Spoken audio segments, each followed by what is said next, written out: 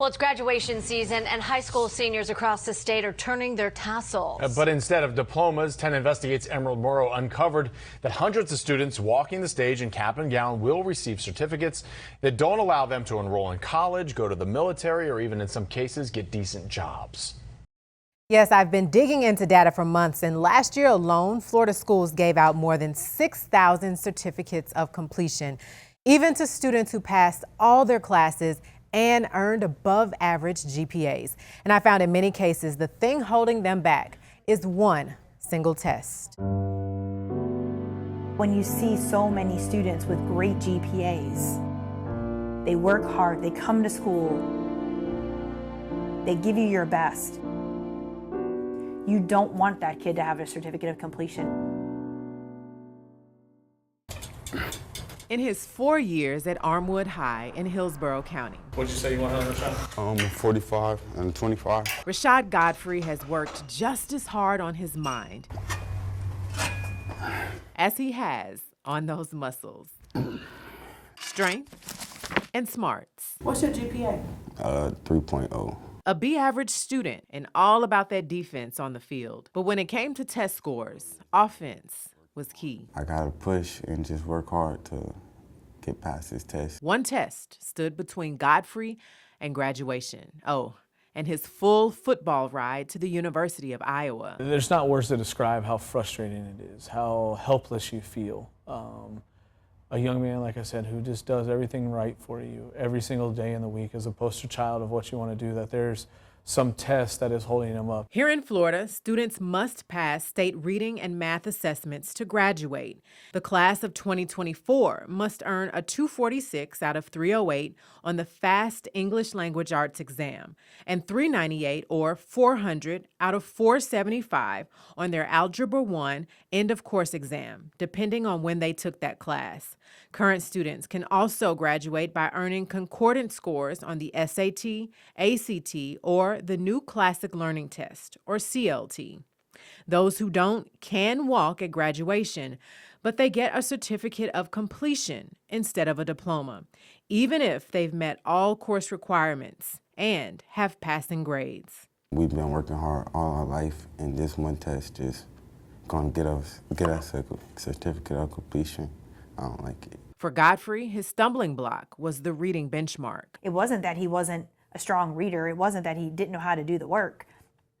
The struggle sometimes comes with the time. Tests are timed, and that becomes really stressful. Stressed Armwood principal Dina Langston helped Godfrey manage, little by little, day by day. I would let the teacher know that he reported to me, and we would just work. We'd work on grammar, we'd work on reading, we'd work on test taking. So Godfrey would not become a statistic. Through public records, 10 Investigates found more than 6,600 students statewide received certificates of completion last school year. More than 1,800 came from our area. Polk County had the most at more than 700. All around, the biggest disparities were among Hispanic and African American students. Educators past and present say reading benchmarks are where students struggle most. For the Hispanic students, I think 9 times out of 10 for them is language acquisition. The African American population, I believe that it is also some sort of language acquisition as well as resources. On top of that, Black and Hispanic students are more likely to attend schools that have less experienced teachers, more turnover, and higher numbers of substitutes. Susan Valdez is a state rep and former Hillsborough County School Board chair. She's filed legislation addressing certificates of completion and says she hopes to one day remove them altogether. This particular certificate just really does nothing for that child in order to move forward in their post-academic career and in their adult life. So if the student is interested in going into the military, it's not happening. If the student is interested in going to college, it's not happening. Something Alex Zuniga knows all too well. In 2013, he finished classes at Lato High School in Tampa with just under a 3.0.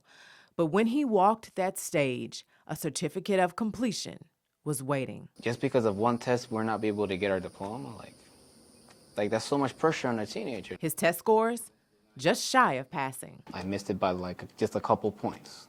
At most, it was 2 or 3. It started a cycle of depression and low-wage jobs, and it took him 3 extra years to pass this one exam. I finally passed that test and I finally got my diploma and I was able to move forward with my life. Godfrey can almost say the same. It was a lot of emotions. I didn't know if I was to jump, cry, scream, what to do. He passed his exam, so a certificate of completion won't be necessary. He'll walk the stage later this month. Just really excited. But for hundreds of others who'll get certificates of completion instead, the weight of one test still holds many of them down. No student should ever go through this.